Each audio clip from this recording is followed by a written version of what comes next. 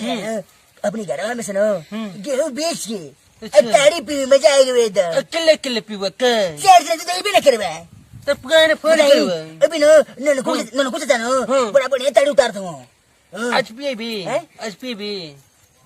5 रुपया में लेके तू लेके रख ले पैसा। अरे दादा की थैली में टोली है तो 1 रुपया ना रह ले सरे उतना है कल फुफिया खा रहा तो कन्या बता देखेंगे तो क्या हम। अरे तो वो चाचा की थैली में से निकल रहा हूँ पता ही हाँ आज नो मोर पापा नो पैसा बेचवा कर लिया हाँ तो उनके थैलिया पैसा ढेर को हम देख ली हो इतना सिक्का रहो और 10 करो लो 100 करो लो कुली निकले का वही में से 500 रुपया में चुरा ले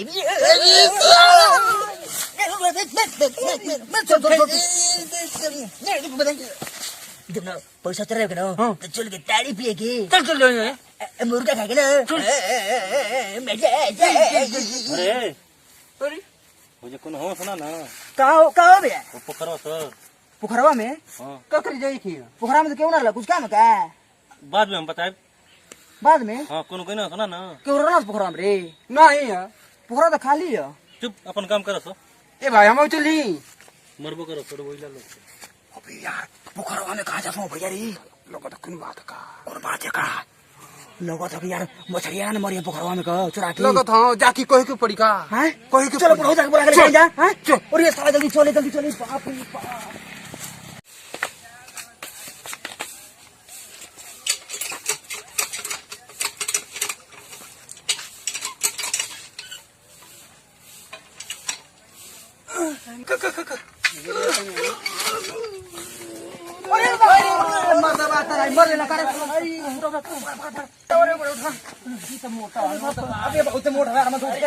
भैंसा नियर मोटा के कोनो काम नहीं चुप अरे बाप रे बाप ये बाबा हो सुना मार दो नहीं सुना पहले तोरे पोखरवा में हो कुछ क्यों नहीं गइलो चुप ये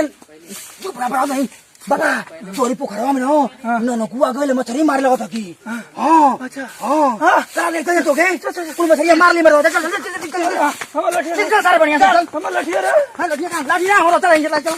चल अरे यार ए रसीली जानत हूँ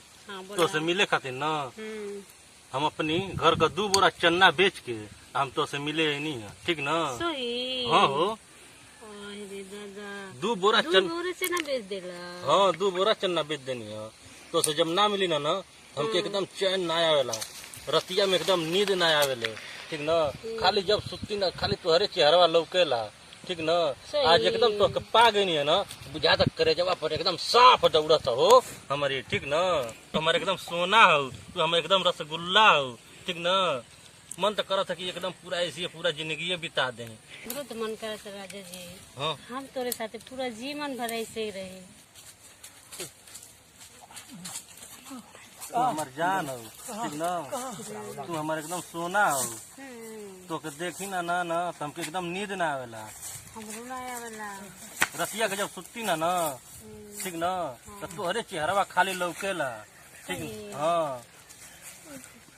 चला ना कहीं घूमे चलल जा ठीक ना पोखरा पर बैठले से का फायदा कहीं से कोनो देख तो दिए सो हाँ अपने जान से ज्यादा प्यार करेला हम हो तो क्या खुदा अपनी जान से ज्यादा प्यार करेंगे ठीक ना हाँ तो हमारे एकदम चानी है ठीक ना देखल हुआ तो से मिले खातिर हम 2 बोरा चन्ना बेच देनी है घरवा का जन है सो ना मार के हमारे एकदम हजामत बना दिए सो ठीक ना हाँ ना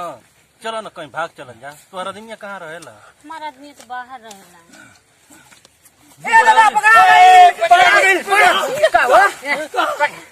रसलीला मनावत भाई मधुला जोर रसलीला मनावत भाई हम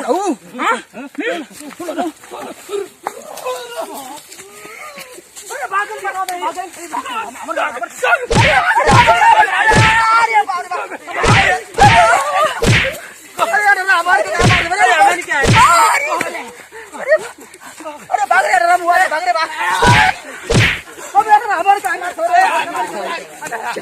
ज्यादा हो गया।